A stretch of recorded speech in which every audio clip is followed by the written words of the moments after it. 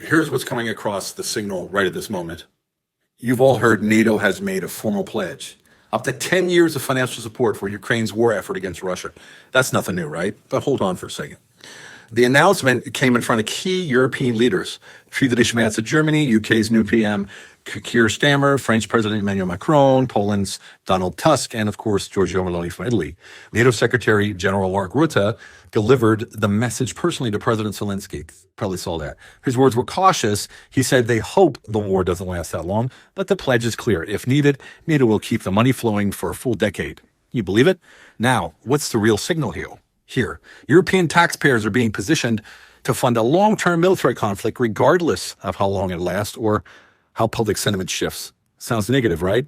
But something else happened behind the scenes that barely made any headlines at all. Trump got every NATO country to commit to spending 5% of their GDP on defense.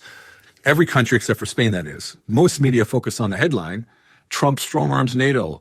But zoom out and the geometry changes. That's 5% defense commitment. It's more than a political win. It's a short-term economic injection. Think about it. It triggers an upward trend for the European defense industry without even firing a shot. Manufacturing, supply chains, tech development, billions in public contracts flowing through companies across Europe and in the U.S. So while it looks like Trump's just forcing the NATO hand, he may have backdoored a military industrial boom that actually quiets the war drums, at least for now, just enough time to take a breather. No war required, just funding and production. Pretty cool. If that move was intentional, Trump either has very sharp advisors or he's operating 10 moves ahead of everybody else. Now layer that next part. Some say the war's already shifted. Ukraine has reportedly lost up to 10 million people to Russian-held territory. Cities like Mariupol are being rebuilt by Russia. Tens of thousands of residents are returning. Some observers warn if Ukraine tries to take those cities back, that could ignite a civil war. And all of it is playing out beneath the single service narrative.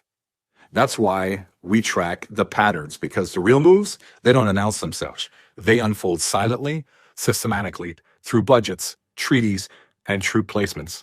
Keep your lens wide. The show is the distraction. The structure is the message. Look, the way I present isn't for everybody. Think of it as a lighthouse. You either see the light through the fog or you try to navigate without it, even when you know lighthouses sit on rocks for a specific reason. That's why I say I'm not here to convince, I'm here to signal. And for those who recognize that signal, who are already self-aware, already in motion, but still stuck in repeating loops, I offer private signal sessions. It isn't coaching, it's calibration. It's not for the desperate, it's for the discerning. And yes, it costs money because signal without clarity is just more noise. If this spoke to you, you'll know what to do. If not, you weren't meant to. No big deal, no pressure, no pitch, just signal. But let me ask you this. If a military pledge can quietly spark economic growth and buy time for diplomacy, what other global crises might actually be setting the stage for unexpected alignment? Something to think about.